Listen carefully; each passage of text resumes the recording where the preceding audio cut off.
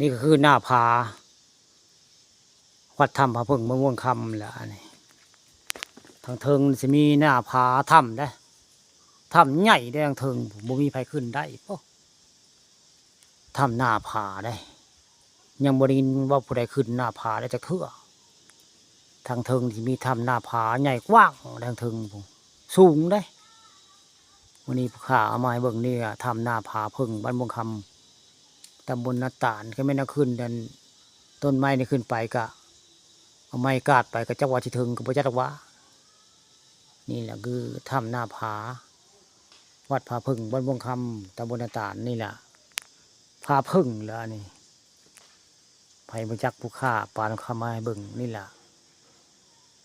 ผาพึ่งบ้านม่วงคำตำบลนาตาลแล้วนี่วันนี้พามาเบิ่งวัดถ้ำผาพึ่งบ้านม่วงคำตำบลนาตาลได้เนี่ยครูมาใหม่ได้มาอยู่ใหม่หากับมาได้มากับลูกศิษย์ลุงหาเพิ่น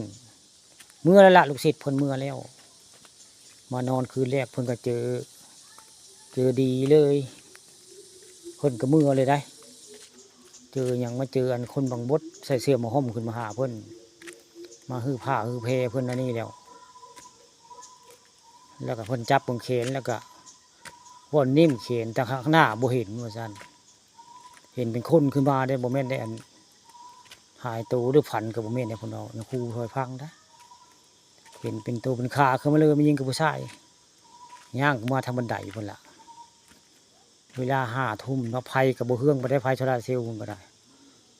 เพิ่นว่านั่นได้ครูเพิ่นเว้าให้ฟังให้ได้เห็นนั้นมายิงกับผู้ชายขึ้นมาฮือผ้าฮือเพดิเนี่ยครูองค์นี้แหละนั่งนี่แหละว่าให้ฟังนี่เพิ่นมาใหม่นี่แหละองค์นี้แหละที่เล่าเรื่องราวว่าเห็นคนบางบดมามือเล็กได้ขึ้นมาฮือผ้าฮือเพแล้วเพิ่นก็ไปเรียบร้อยก็ได้ผู้ข้าก็ยังไม่ถามว่าเพิ่นได้ออกรายการผู้ข้าอยู่บ่ครับบ่กล้าถามเด้แต่เราเว้าให้ฟังผู้ข้าก็บ่ได้สัมภาษณ์เราเนาะแต่เอามาเว้าให้ผู้ที่ตามเบิ่งพอได้ข้อมูลแล้วว่าเดี๋ยวนี้มันนอนคืนแรกก็ได้เจอเลยว่าเจอคนบางบดขึ้นมาฮือผ้าฮือเพผู้ข้าก็ได้คำเว้ามาจ่านั่งยืนเว้าดินจาอยู่ในถ้ำนี่